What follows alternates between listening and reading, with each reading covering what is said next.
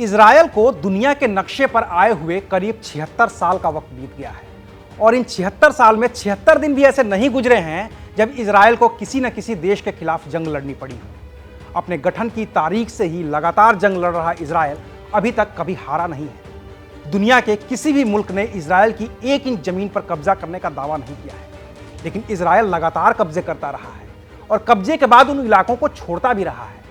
लेकिन क्या इस बार भी इजरायल कब्जे के बाद जमीन छोड़ देगा? क्या जो इजरायल लेबनान के अंदर तक घुस गया है वो वहां जीत के बाद भी दावा छोड़ देगा, या फिर इस बार लेबनान के साथ यमन और फिलिस्तीन की गाजा पट्टी के कुछ हिस्सों पर कब्जा कर इजरायल अपना नक्शा ही बदल देगा? आज बात करेंगे विस्तार से। नमस्कार, मैं हूं अविनाश और आप देख रहे हैं एबीपी लाइव।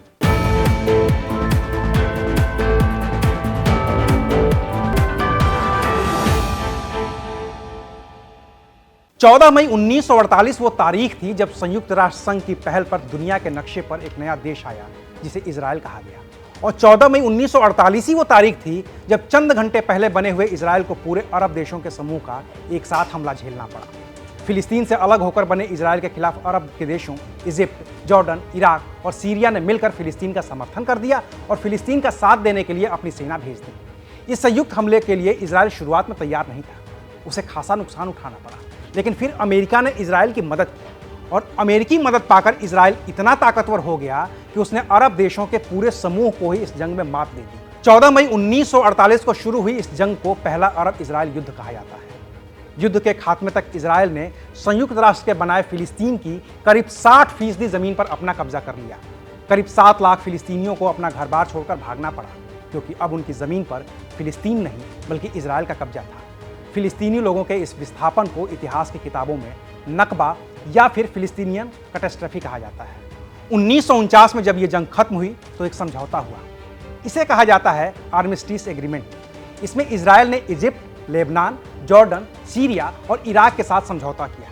मोटे तौर पर इस समझौते को ऐसे समझिए कि फिलिस्तीन के वेस्ट बैंक पर जॉर्डन का कब्जा हुआ और गाजा पट्टी पर इजिप्ट का। इजरायल ने जीते हुए कुछ हिस्सों पर अपना कब्जा छोड़ दिया और पीछे हटने को तैयार हो गया।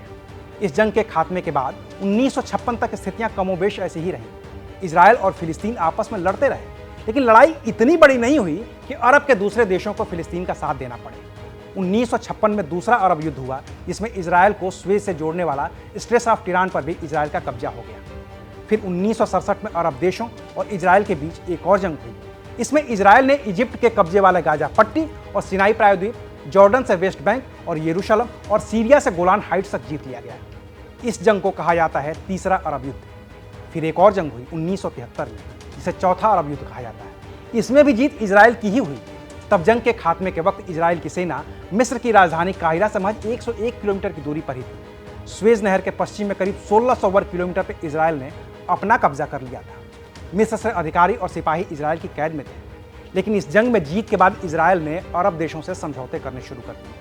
इसकी पहल संयुक्त राष्ट्र संघ ने की थी, जिसमें अमेरिका और रूस ने भी मदद की थी। तो सबसे पहले इजरायल और मिस्र का समझौता हुआ। 1979 में हुए इस समझौते के तहत इजरायल ने मिस्र से अपनी सेना हटा ली। फिर इजरायल और जॉर्डन के बीच भी समझौता हो गया और आज की तारीख में इजरायल का यूएई, बहरीन, मोरक्को और सूडान के साथ भी अच्छा रिश्ता है। लेकिन इतनी जंग जीतने के बाद भी इजरायल चैन से बैठ नहीं पाया है।